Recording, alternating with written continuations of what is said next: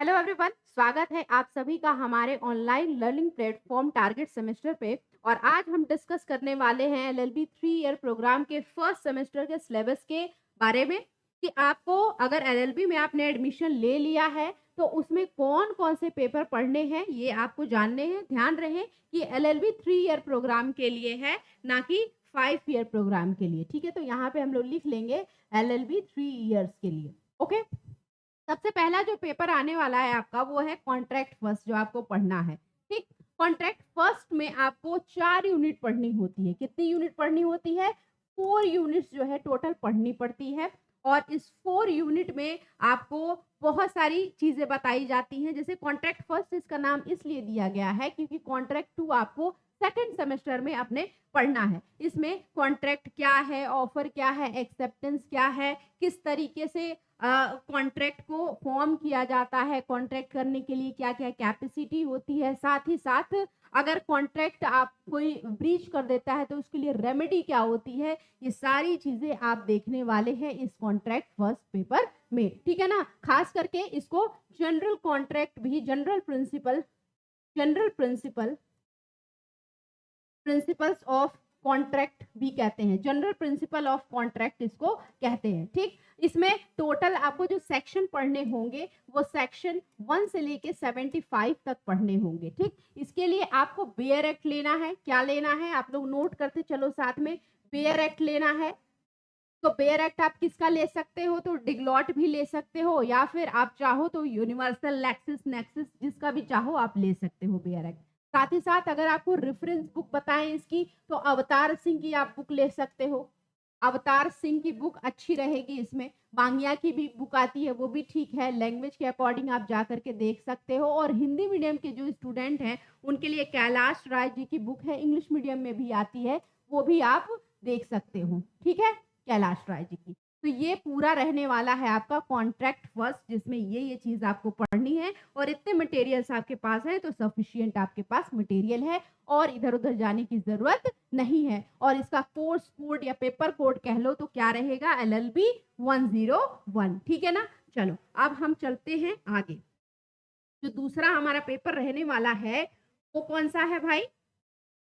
वो है LLB 102, जो है law of torts and consumer protection. Law of torts क्या है? अपकृत्य विधि इसको हिंदी में बोलते हैं, इसको संविदा की विधि बोलते हैं। ठीक है ना, कॉन्ट्रैक्ट को इसको अपकृत्य बोलते हैं। तो अपकृत्य में आपको क्या पढ़ना है भाई? सबसे पहले तो इसमें कोई बेयर एक्ट नहीं आती है, इसमें नो बेयर एक्ट। इसमें भी 4 ही यूनिट होगी और यूनिट इसमें भी होगा। ठीक, ये कोई कोडिफाइड लॉ नहीं है, दैट्स व्हाई इसके लिए नो बेयर एक्ट। कोई बेयर एक्ट आपको मार्केट में नहीं मिलेगी, आप लेने भी नहीं जाइएगा। ठीक है ना, तो बेयर एक्ट इसकी आती ही नहीं है।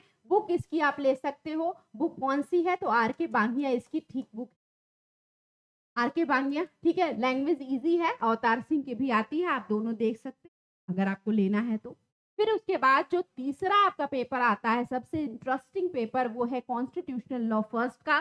फर्स्ट इसलिए लगा है यहाँ पहला क्योंकि दूसरा जो है पार्ट आप अपने सेकंड सेमेस्टर में जो है वो पढ़ने वाले हो। ठीक, चलो, तो इसके लिए बहुत सारी बुक है। सबसे पहले तो बेयर एक्ट आप इसकी लेना, फेयर एक्ट इसमें आप लेना। उसके बाद जीएन पांडे जी की बुक आप ले सकते हो। एमपी जैन थोड़ी बल्कि है, थोड़ी वास्ट है, तो इसको भी आप देख सकते हो। और भी बहुत सारी बुक्स है जिसकी लैंग्वेज आप देख करके ले सकते हो, लेकिन जीएन पांडे तो लेना ही चाहिए। ये बहुत ही बेसिक और बहुत ही अच्छे से एक्सप्लेन किया हुआ है उसमें सारी चीजें।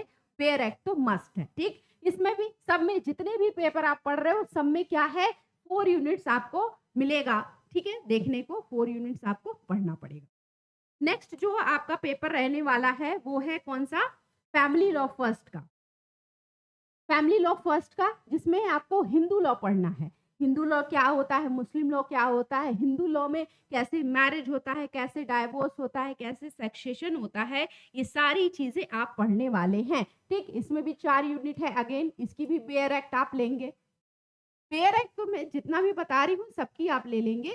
साथ ही साथ अगर बुक की हम बात करें तो इसमें मुल्ला की बुक है और पारस दीवान की बुक है।